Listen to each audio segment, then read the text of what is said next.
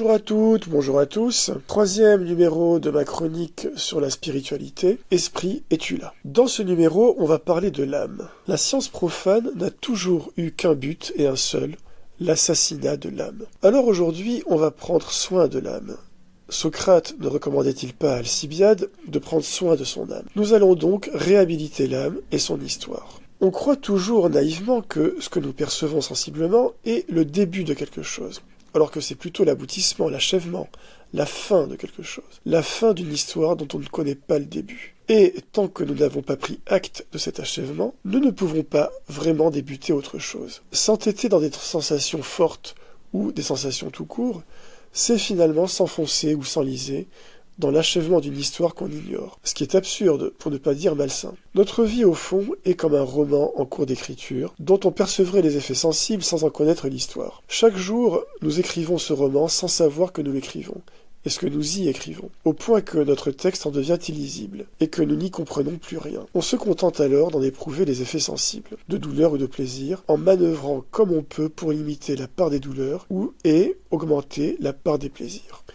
Mais au fond, la seule vraie joie de l'existence consiste à écrire sa vie librement, souverainement, sans se demander quel sera le corrélat sensible de cette joie intime insondable. Comme on n'accorde aucune importance à notre ombre, on ne devrait accorder aucune importance au corrélat sensible, car le sensible n'est toujours que le corrélat de notre histoire. L'un des plus grands philosophes de tous les temps, Edmond Husserl, considérait le monde sensible comme le corrélat de la conscience. Malheureusement, ce corrélat sensible, on y accorde la plus grande importance, comme si c'était plus fort que nous. Et quand ce corrélat nous accable tant et plus, nous maudissons le monde et l'univers entier. Nous voudrions alors changer ce corrélat sensible, le changer selon notre volonté, à notre guise. Sauf que ce corrélat est déterminé par nos volontés passées, lointaines, enfouies en nous, des volontés de nos vies antérieures. Volontés anciennes, mortes, enterrées, mais dont le cadavre entrave encore en nous, dans notre tréfonds, la vie de notre âme. Entrave qui détermine notre corrélat sensible actuel, que l'on voudrait bien changer. Mais justement, ce changement ne peut advenir que si on renonce enfin à ces volontés anciennes, ou si on les satisfait enfin. Toutefois, on ne peut pas y renoncer ou les satisfaire si on ne les a pas identifiés au préalable. Prenons un exemple. Notre corrélat sensible nous fait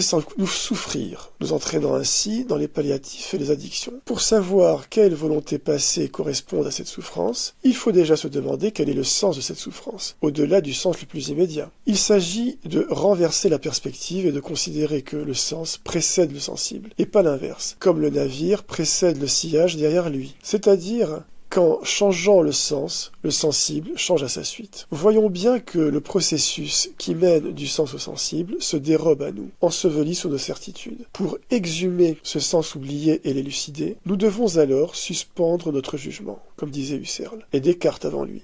La fameuse époquée, qui remonte même aux stoïciens de l'Antiquité. Suspendre donc notre jugement pour se poser dans un instant antéprédicatif, préjudicatif, afin de libérer notre intuition. Nos vécus de conscience ne se succèdent pas selon une mécanique, selon une causalité, mais selon un sens qui nous échappe, et que l'on peut intuitionner en suspendant notre jugement et nos certitudes. C'est seulement par cette intuition affranchie que l'on peut appréhender le sens de l'histoire de notre âme. Histoire qui, un peu à notre insu, détermine nos sensations qui se succèdent, donc non pas selon des causes et des effets, mais selon une histoire vivante, l'histoire de notre âme, dont le sens nous est confus ou inconnu. Il s'agit donc de suspendre notre certitude naïve naturelle, qui ne voit du sens qu'après le sensible, jusqu'à n'y voir que de la causalité, de la mécanique. Husserl dénonçait justement la naturalisation de la conscience, sa psychologisation, selon une psychophysique qui analyse la conscience comme on analyse la mécanique de l'articulation de la cheville. L'histoire de notre âme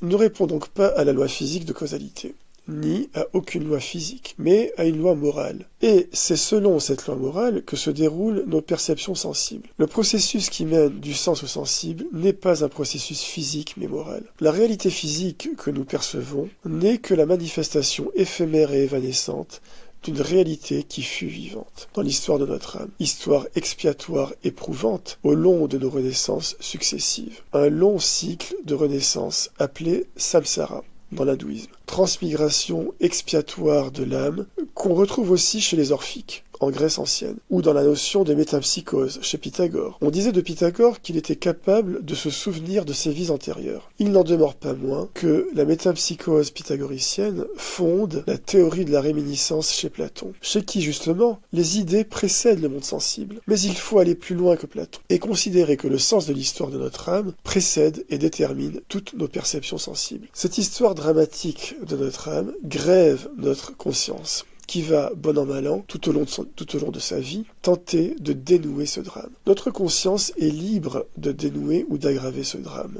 La vie de l'âme, la vie de l'esprit, la vie de l'imagination reste libre en cela qu'elle n'est déterminée au fond par aucune causalité. Cette vie spirituelle n'a aucune origine. Elle précède tout. Elle est éternellement donatrice de sens et de fiction. Notre imagination vivante est donatrice de fiction, qui porte du sens, un sens qui s'achève sensiblement. Ces fictions meurent dès lors qu'elles se concrétisent sensiblement, qu'elles se matérialisent, et le sens qu'elles portaient s'achève dans le sensible, et y meurt lui aussi. Le monde sensible est finalement le monde de la mort. Le sensible ne relève pas d'une apparition, mais d'une disparition. Une simple pierre sur le chemin témoigne d'une disparition. Le monde sensible ne manifeste que le témoignage persistant d'une disparition de vie. Toutes nos sensations ne sont que les témoignages, les vestiges, les traces, des souvenirs indéchiffrables de ce qui fut vivant. Telle est donc l'esthétique de la tragédie du sens vivant jusqu'à sa mort sensible. Esthétique d'autant plus sublime qu'elle est tragique. Je parle bien ici du sens vivant car le sens est au fond